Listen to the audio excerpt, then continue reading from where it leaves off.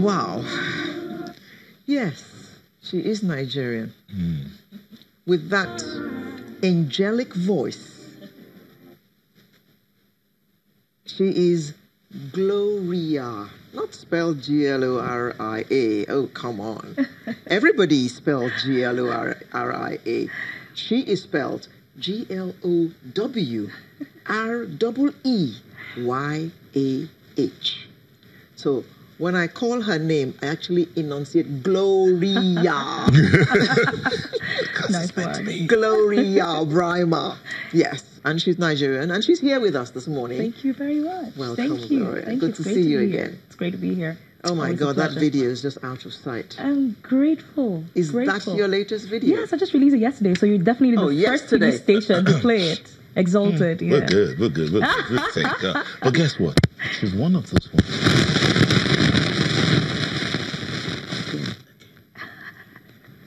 Who did what? Who studied something else? And then decided to go and do music. Yeah. Okay. Yeah. Well, let me start by saying, well, she, she's known for her vast musical prowess, and she explores the many facets of sound, creating unique experiences with every song. Grateful. Glowreeyah's Nigerian multi-tribal family influenced her musical tastes, because since childhood there were such music genres as classic, funk, African folk, pop music, soul, jazz, the whole works. She's exposed to it all. So she can more or less do any one that you want.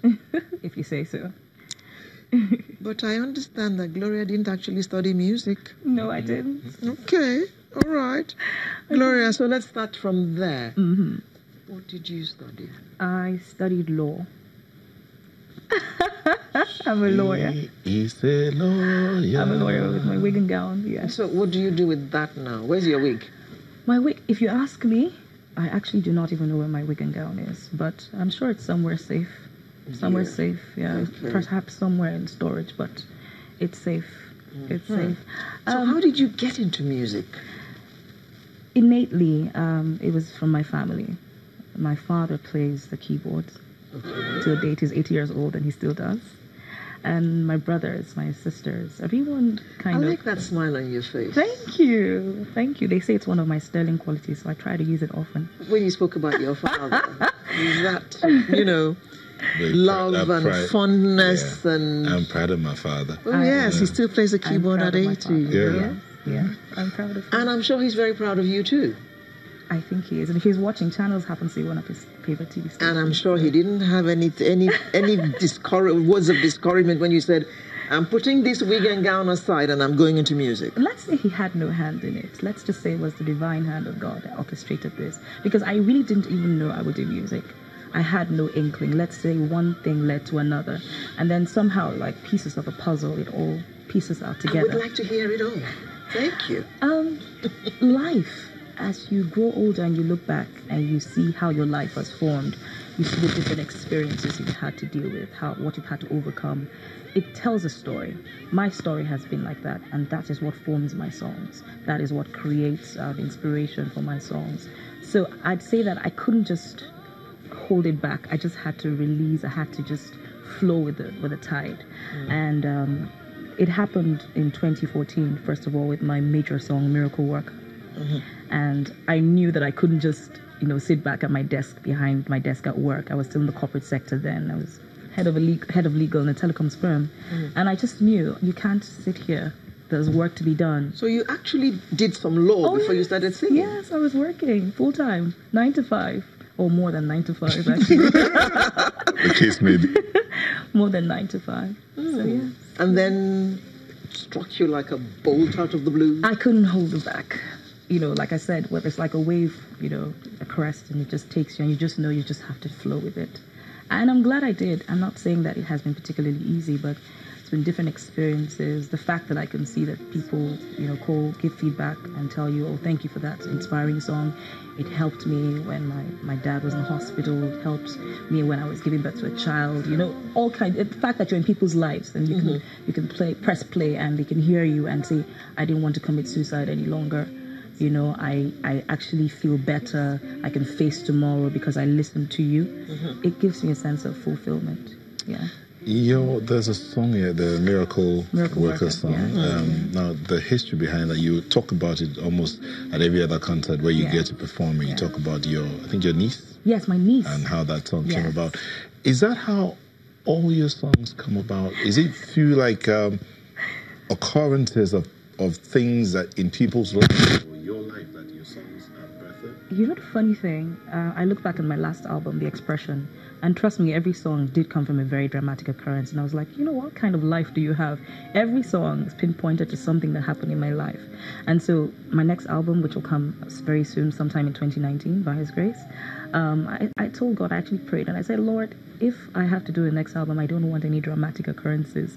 I want to come from a place of understanding and peace, you know, every song coming out of that. So, but the truth is, life is full of these experiences, these dramatic occurrences, and it gives us perspective. So these songs are like slices, perspectives of all these issues. And so it's just showing us, you know, giving us a glimpse of hope into all that it contains. Okay, let's talk about you. Yeah. From what I call Chinchhood. Where were you born? I was born in Enugu State. Oh. Yes, I was. In Aswibu? I'm not speaking to pieces now. Hi. Oh my God. I'm very, very, very, very fluent. Yeah, sister. At that point, I zip it. my late mom was from Enugu State. Okay. Yeah. So, early school years? Early school years was in America, Pittsburgh, Pennsylvania, and then to Benue, and then to UNN, University of Nigeria, and then to law school, and then to other things. Yeah. And then to other things. Yeah. How long did you practice law before you discovered yourself? I was always doing music on the side. I belonged to a church Even in choir. school? Yes. Okay. One was in university. I was in the school fellowship choir, just logging there at the back, just thankful for the opportunity to... Did you say logging at the back? Yes.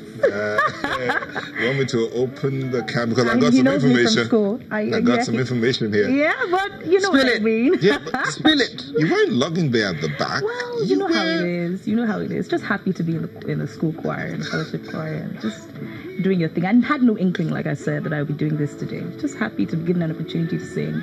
And in my current church, House on a Rock, I'm still a worship leader there. I've been there for about 23 years now. So that's what I've been doing, along the way. Yeah. I didn't know there was a greater purpose to it all. I was just so happy to just... Talking about House on the Rock, Yeah. you sang at the Experience. Yes, I did in 2013. And I'm Yes. going to be on the next one this What was year. that experience like for you? That was your biggest break, right?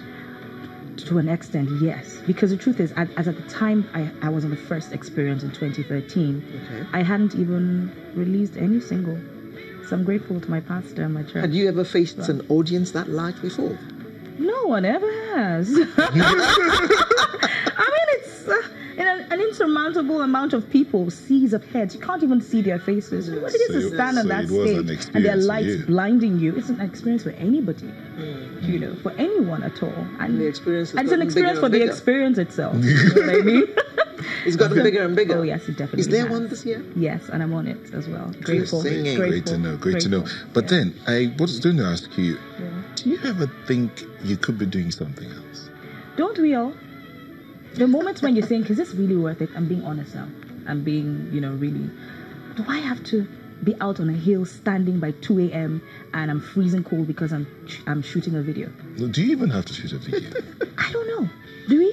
But guess what? The video has brought me here. I'm as shocked as you are. I mean, a phone call to be here and now I'm here. So one thing leads to another and another door leads to another door. And then sometimes you look back and say, you know what? It was really quite worth it. Okay. Do we have to really? Questions I ask myself every day. Interesting. Now you're on the verge of releasing another album. By His grace, I am. And Did it's you say called... sometime in 2019? Sometime in 2019. I don't know Okay, yet, but I'll all know right. when later. So how's it at the family side? Siblings. You talked about daddy still playing his Yeah, keyboard, so I'm yeah, sure yeah. now he's retired, so sometimes Yes, he just my dad wakes up and retired. he's Yeah. strumming away on the keyboard. Yeah. Your siblings, what about them? My siblings are all over the world. I'm happy that Any I of can them go. doing music? No, they are not. But my brother in the UK plays the keyboard. I'm quite impressed that he still has a keyboard in his house and he does that. But not on the kind of level that you are at. That's just for pleasure, right? That's for pleasure, yeah. But do you play any instrument? Oh, Lord. Is my daddy watching this? We had countless opportunities to learn, but we just didn't take advantage of them. So anybody out there watching, who thinks they always have time, don't believe that. Seize the moments when you can. Do what you have to do. Do you know I bought a guitar last year? I only had one lesson. Can you imagine that? Year. A teal guitar in my favorite color. Oh my goodness. I vow to, this is a public, attestation, I vow to try and start, so at least you make it worth the money I know someone who make it worth the money you spent on it. True that. But they said I had to cut my nails. And I was thinking, why do I have to go through that? Just to play guitar.